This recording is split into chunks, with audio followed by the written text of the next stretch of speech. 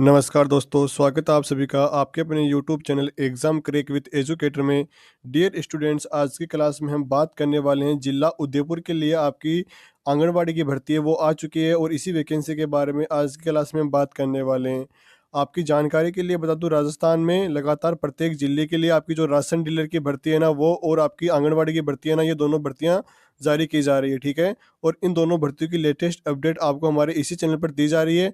आपकी जानकारी के लिए बता दूं, उदयपुर में भी हाल ही में जो राशन डीलर की भर्ती है ना वो भी आ रखी है। ओके, तो बात करें हम इस वैकेंसी के बारे में, आंगनबाड़ी की भर्ती के बारे में, तो इसकी योग्यता आपकी 12वीं पास रहने वाली है और ये महिलाओं के लिए है ना बिना परीक्षा की सिद्ध भर्ती रहने वाली है। ओके, और इसकी फॉर्म भरने की जो आपकी लास्ट डेट रहने वाली है ना वो आपकी 5 जनवरी 2026 आपकी इसमें रहने वाली है। ओके, तो आगे इस क्लास में मैं आपको इस वैकेंसी संबंधित A to Z जानकारी देने वाला हूं, जैसे कि इसका फॉर्म आपको कैसे भरना है, इसका वेतन यानी इसकी सैलरी क्या रहती है, कौन कौन इसमें फॉर्म भर सकता है, इसके चयन की प्रक्रिया क्या रहती है, इसकी एज लिमिट क्या रहती है और इसमें आपको कौन कौन से डॉक्यूमेंट इसके फॉर्म के साथ में अटैच करने हैं, सारी जानकारी आपको इसी क्लास में मिल जाएगी। तो चलिए क्लास स्टार्ट कर देते हैं। और क्लास स्टार्ट करने से पहले आपसे एक छोटी सी रिक्वेस्ट है, यदि चैनल पर पहली बार आए तो चैनल को याद से सब्सक्राइब कर लेना है, बेल आइकन को भी ऑन कर लेना है, क्योंकि हमारे चैनल पर आपको हमेशा 100% जो रियल और जो रेयर वैकेंसियाँ होती है ना, यानी कुछ विभाग ऐसे होते हैं जिनमें वैकेंसियाँ आती है और आपको पता भी नहीं चलता है, ऐसे विभागों की वैकेंसियों की जानकारी भी सबसे पहले आपको हमारे इसी चैनल पर दी जाती है। ओके,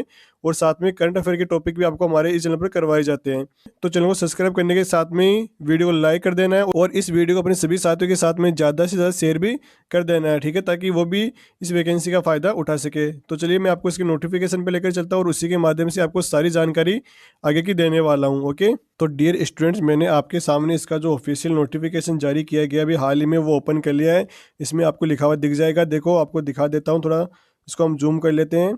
तो लिखा हुआ दिख जाएगा कार्यालय उप निदेशक महिला एवं बाल विकास विभाग उदयपुर। ठीक है, तो ये है ना जो नोटिफिकेशन है आपका वो बाल विकास विभाग उदयपुर के द्वारा जारी किया गया है। ओके, इसमें लिखा हुआ है कि जिले की निम्नलिखित परियोजनाओं के सम्मुख अंकित ग्राम पंचायतों और वार्डों में आंगनबाड़ी केंद्रों पर आंगनबाड़ी कार्यकर्ता और सहायिका के स्वैच्छिक मानदेय सेवा के रिक्त पदों हेतु संबंधित बाल विकास परियोजना अधिकारी कार्यालय में महिला आवेदकों को द्वारा आवेदन पत्र आमंत्रित किए जाते हैं। ठीक है, यानी ये आपकी महिला की वैकेंसी रहती है आंगनबाड़ी की और इसमें आपकी जो पोस्ट रहने वाली है ना वो आपकी आंगनबाड़ी कार्यकर्ता और सहायिका की पोस्ट इसमें रहने वाली है। ठीक है, यहाँ पर आपको अपने वार्ड का नंबर, ग्राम पंचायत का नाम देखने को मिल जाएगा, यहाँ पर आपको राजस्व ग्राम का नाम देखने को मिल जाएगा। ठीक है, और यहाँ पर आपको आंगनबाड़ी केंद्र का नाम देखने को मिल जाएगा, कार्यकर्ता की पोस्ट और सहायिका की पोस्ट का यहाँ पर देखने को मिल जाएगी। और यहाँ पर आपको श्रेणी और वर्ग आपको देखने को मिल जाएगा कि SC ST की पोस्ट रहने वाली है, किसकी पोस्ट रहने वाली है। ठीक है, और यहाँ पर आपको ऊपर देखो परियोजना कार्यालय का नाम दे रखा है। ठीक है, जैसे यहाँ पर परियोजना बड़गांव में आपकी ये वैकेंसियाँ रहने वाली है और परियोजना भिंडर में आपकी ये वैकेंसियाँ रहने वाली है। ठीक है, इस तरीके से आप अलग अलग यहाँ पर देख सकते हो। ठीक है, यदि आप ग्रामीण क्षेत्र से बिलोंग करते हो तो आपको अपनी ग्राम पंचायत का और अपने गांव का नाम देख लेना है, और यदि आप शहरी क्षेत्र से बिलोंग करते हो तो आपको अपने वार्ड का नाम इसमें देख लेना है। ठीक है, वीडियो को रोक कर देख सकते हो, यदि आपको यहाँ पर साफ दिखाई नहीं दे रहा है, छोटे अक्षर दिखाई दे रहे हैं, तो आगे इस वीडियो में मैं आपको बता दूंगा कि आपको ये नोटिफिकेशन कहाँ मिलेगा। ठीक है, तो आप वहाँ पर जाकर इसका नोटिफिकेशन पूरा पढ़ सकते हो। ठीक है, अब आगे हम नेक्स्ट देखो, मैं आपको इसकी इंपॉर्टेंट जानकारियां देने वाला हूं। ठीक है, इसकी चयन की प्रक्रिया वगैरह क्या रहने वाली है उनके बारे में हम बात कर लेते हैं। तो इसमें देखो नंबर 1 पॉइंट लिखा हुआ है कि ग्रामीण क्षेत्र में आवेदन करने वाली महिला का जिस आंगनबाड़ी केंद्र के लिए चयन हो रहा है वह उस राजस्व ग्राम की निवासी होनी चाहिए, तथा शहरी क्षेत्र में आवेदन करने वाली महिला जिस आंगनबाड़ी केंद्र के लिए चयन हो रहा है ना वो उसी वार्ड की निवासी होनी चाहिए। ठीक है, जैसे मान लो, आपको मैं समझा देता हूँ कि इसमें से मान लो ये जो गाडरियावास है ना, इसमें जो आपकी बालाथल की महिलाएं हैं वो अप्लाई नहीं कर सकती है और बालाथल में आपकी गडरियावास की महिलाएं अप्लाई नहीं कर सकती है। ठीक है, आपको इस तरीके से आप इसमें समझ सकते हो। ओके, बाकी बात के लिए नंबर पॉइंट 2 की, तो आंगनबाड़ी कार्यकर्ता और सहायिका हेतु न्यूनतम आपकी योग्यता है वो आपकी 12वीं पास रहने वाली है, जो मैंने आपको वीडियो की स्टार्टिंग में बता दिया है। अब नंबर 3 पॉइंट की बात कर ले कि इसमें आवेदन पत्र के साथ में आपको कौन कौन सी डॉक्यूमेंट इसमें लगाने हैं, तो ध्यान रखना है। तो आपको अधिकतम शैक्षणिक योग्यता संबंधित अंक तालिका प्रमाण पत्र इसमें लगाना है, यानी आपको 12th की मार्कशीट तो इसमें लगानी है। ठीक है, साथ में ही आपने कोई भी अधिकतम जो क्वालिफिकेशन कर रखी है, जैसे मान लो ग्रेजुएशन कर रखी है या पोस्ट ग्रेजुएशन कर रखी है, तो आपको ध्यान रखना है सबके अलग अलग नंबर इसमें दिए जाते हैं।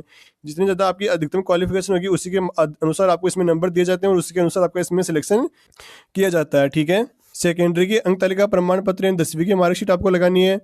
B.Ed NTT DPSC डिप्लोमा यदि आपने कर रखा है तो वो आपको लगा देना है, वरना नहीं कर रखा तो कोई जरूरी नहीं है, लेकिन आपको इसके नंबर नहीं दिए जाएंगे इसमें। ठीक है, इस बात का आपको ध्यान रख लेना है।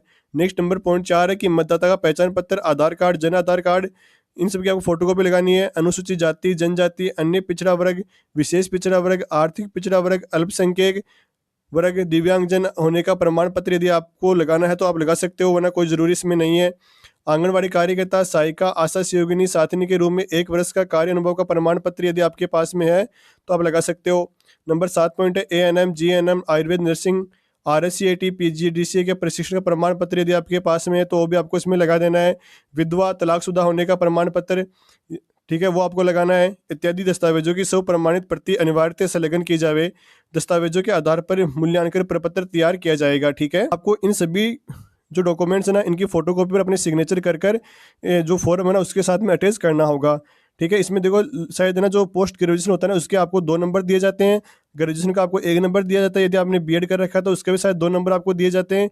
इस तरीके से आपके प्रत्येक डॉक्यूमेंट्स के अलग अलग आपके नंबर रहते हैं और उसी के अनुसार आपका इसमें सिलेक्शन किया जाता है। ठीक है, अब बात कर ले वैवाहिक स्थिति के बारे में, तो ध्यान रखना आपको आंगनबाड़ी में है ना विवाहित और अविवाहित दोनों महिलाएं अप्लाई कर सकती है। ठीक है, लेकिन यदि विवाह हो जाता है या किसी अन्य कारण से आप यदि वहाँ की स्थानीय निवासी नहीं रहती हो ना तो आपको स्वयं मानदेय समाप्त मानी जाएगी। ठीक है, इस आशय का आपको अंडरटेकिंग है शपथ पत्र आवेदन के समय साथ ही देना होगा। ओके, इस बात का भी आपको ध्यान रख लेना है। बात कर ले इसकी आयु सीमा यानी एज लिमिट की, तो आवेदन के लिए न्यूनतम आयु आपके 18 वर्ष और अधिकतम आपकी 35 वर्ष होनी चाहिए।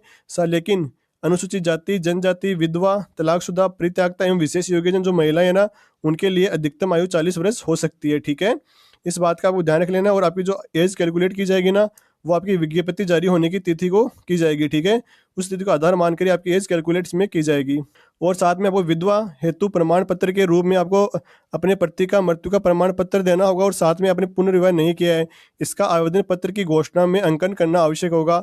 तलाकशुदा की स्थिति में आपको सक्षम न्यायालय द्वारा जो जारी आदेश या डिक्री होती है ना उसकी छाया प्रति यानी फोटोकॉपी आपको आवश्यक रूप से दस्तावेजों के साथ में संलग्न की जाएगी। ओके, मैं आपको इसमें मेन पॉइंट बता रहा हूँ, बाकी आप इसको स्वयं पढ़ लेना, आगे बता दूंगा कि ये नोटिफिकेशन आपको कहाँ मिलने वाला है। ठीक है, नेक्स्ट इसमें नंबर 8 पॉइंट इसमें दे रखा है कि आवेदनकर्ता महिला के घर में शौचालय होना एवं उसका नियमित उपयोग किए जाने संबंधित आवेदन पत्र में किया जाना आवश्यक है। इसकी घोषणा भी आपको आवेदन पत्र में की जानी आवश्यक है। आपके घर में शौचालय होना चाहिए और आप उसका नियमित उपयोग करते हो। ठीक है, नेक्स्ट पॉइंट है आवेदन फॉर्म है ना आपको बाल विकास परियोजना अधिकारी कार्यालय अथवा विभागीय वेबसाइट से प्राप्त किए जा सकते हैं। लेकिन आप यदि इसके जो बाल विकास परियोजना अधिकारी कार्यालय ना वहाँ से प्राप्त करोगे तो आपको बेस्ट रहेगा, वहाँ पर आपको कोई भी रुपये आपसे नहीं लिए जाएंगे। ठीक है, नेक्स्ट है पॉइंट नंबर 10 की योग्य अभ्यर्थी अपना पूर्ण भरा हुआ आवेदन पत्र 2 प्रतियों से संबंधित बाल विकास परियोजना अधिकारी कार्यालय में व्यक्ति से या रजिस्टर्ड डाक द्वारा अथवा अन्य माध्यम द्वारा संबंधित परियोजना कार्यालय में ईमेल पर विज्ञप्ति जारी होने की दिनांक 5/1/2026 यानी 5 जनवरी 2026 को साय 5 बजे तक आप जमा करवा सकते हो। ठीक है, और एक बात का आप ध्यान रखना है, सलाह ये रहती है सभी को कि आप खुद जाकर वहाँ पर अपना फॉर्म जमा कराइए। ठीक है, व्यक्ति से अपना फॉर्म जमा कराइए, डाक द्वारा आप अपना फॉर्म ना भेजिए, क्योंकि आपको ध्यान रखना है। देखो पॉइंट नंबर 12 इसमें दे रखा है कि आवेदन पत्र जमा कराने की प्राप्ति रसीद अवश्य प्राप्त करें। यदि आप खुद जाओगे तो आप अपने फॉर्म में यदि कोई गलती भी रहती है तो आप उसको सही कर उनसे पूछ कर सही कर आप उसको जमा करवा कर जो आवेदन पत्र जमा करने की जो आप रसीद है ना वो आप प्राप्त कर सकते हो। ये रसीद आपके डॉक्यूमेंट वेरिफिकेशन होता है, जब आपका सिलेक्शन इसमें हो जाता है तब आपका डॉक्यूमेंट वेरिफिकेशन के टाइम पर आपकी रसीद काम आती है। ठीक है, यदि आप अपना फॉर्म डाक द्वारा भेजोगे तो आपको रसीद प्राप्ति में थोड़ी बहुत समस्या का सामना करना पड़ सकता है। ठीक है, अब हम बात कर लेते हैं हम इसके सैलरी के बारे में। ठीक है, इसके वेतन आपको कितना क्या दिया जाता है, तो इसकी सैलरी आपकी लगभग 8,000 से लेकर 12,000 रुपये के बीच में आपकी इसमें सैलरी रहती है। ओके, तो आई होप स्टूडेंट मेरे द्वारा इस क्लास में दी गई जानकारी आपको पसंद आई है तो क्लास को लाइक ज़रूर कर देना है अपने, और इस क्लास को ज़्यादा से ज़्यादा अपने सभी साथियों के साथ में शेयर कर देना ताकि वो भी इसका फ़ायदा उठा सके।